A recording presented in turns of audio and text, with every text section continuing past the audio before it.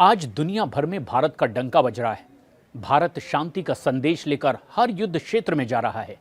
प्रधानमंत्री नरेंद्र मोदी का साफ संदेश है कि भारत बुद्ध की धरती है और भारत हमेशा से शांति के पक्ष में खड़ा रहा है। पीएम मोदी रूस यूक्रेन युद्ध के साथ साथ इजराइल और हमास युद्ध के बीच भी शांति की अपील कर रहे हैं। यहां तक कि उनकी पूरी कोशिश है कि ये युद्ध खत्म हो जाए और चारों तरफ अमन चैन का माहौल हो। इसी कोशिश में पीएम मोदी ने कुछ ऐसा कर दिखाया जो दुनिया के कई बड़े बड़े नेता भी नहीं कर पाए। दरअसल शुक्रवार को पीएम मोदी युद्ध की आग में जल रहे देश यूक्रेन पहुंचे, जहां उन्होंने भारतीय समुदाय के लोगों से मुलाकात की। इस बारे में जानकारी देते हुए पीएम मोदी ने सोशल मीडिया प्लेटफॉर्म एक्स पर पोस्ट की। लिखा, आज सुबह कीव पहुंचा, भारतीय समुदाय ने बहुत गर्मजोशी से स्वागत किया और अब इसके बाद बात उस कदम की जो कोई नेता अब तक दुनिया में नहीं उठा पाया। दरअसल यूक्रेन यात्रा से पहले पीएम मोदी पोलैंड भी गए, तो पिछले महीने ही पीएम मोदी ने रूस का भी दौरा किया था। युद्ध क्षेत्र होने के बाद भी रूस और यूक्रेन दोनों जगह पीएम मोदी ने भारतीय समुदाय के लोगों से मुलाकात की। इससे पहले ऐसा कोई दूसरा नेता करता दिखाई नहीं दिया जिसने दोनों देशों में जाने के बाद अपने देश के लोगों से मुलाकात की हो। यहाँ पीएम मोदी ही गए इकलौते ऐसे नेता हैं जो दोनों देशों में गए और दोनों देशों में अपने मुल्क के लोगों से उन्होंने बातचीत की। जंग में झुलसे दोनों देशों में जाकर के भारतीय समुदाय के लोगों से मुलाकात करा और उनके दुख दर्द साझा किए। और ये ऐसे वक्त में तब बेहद अहम है जब चारों तरफ से किसी दूसरे देश में बमबारी हो रही हो, तो ऐसे में अपने लोगों से मुलाकात करना अपने आप में एक बड़ी बात है। इससे पहले 4 देश के चीफ रूस यूक्रेन जा चुके हैं, लेकिन किसी भी नेता ने यह जोखिम नहीं उठाया। उस देश में रह रहे अपने लोगों से मुलाकात नहीं की, लेकिन पीएम मोदी ने यह जोखिम उठाया। इससे पहले ऑस्ट्रिया के चांसलर कार्ल हैमलर युद्ध में इस दौरान में रूस भी गए, यूक्रेन भी पहुंचे। रूस जाने से महज 2 दिन पहले वो कीव की यात्रा भी कर चुके थे।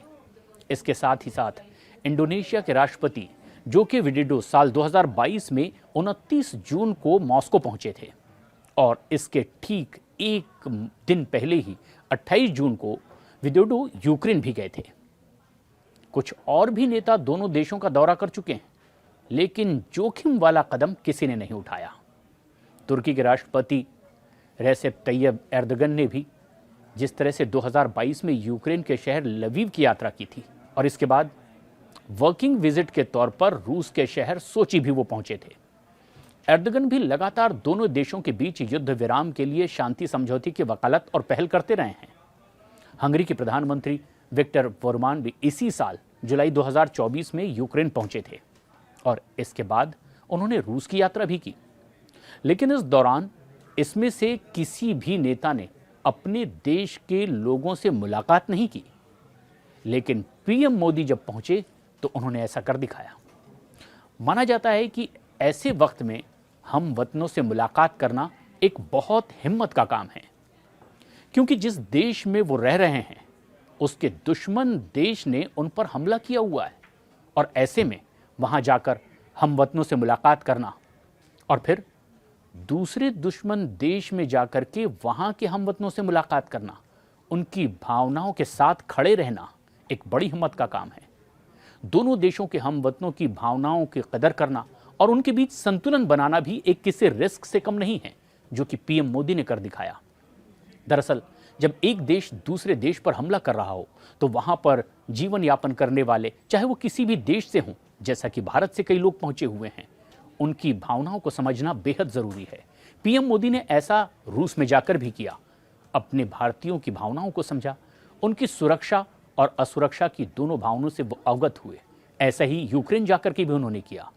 यूक्रेन के हालात के बारे में वहां के शीर्ष नेताओं से मुलाकात की, बातचीत की और हम वतनों से भी बातचीत की कि वो यहाँ पर कैसा महसूस करते हैं। और ऐसे में जबकि इस वक्त उनका एक दुश्मन देश यूक्रेन पर हमला कर रहा है, ऐसे में उनकी क्या भावनाएं हैं, उनकी सुरक्षा और असुरक्षा की भावना से जुड़े मसलों का कैसे समाधान निकल सकता है, इस बात को फेस करना एक बड़ी हिम्मत का काम हो सकता है। और इसीलिए पीएम मोदी के इस कदम की दुनिया भर में अब जमकर तारीफ हो रही है। इस खबर पर आपकी क्या है राय, हमें कमेंट्स करके जरूर बताएं।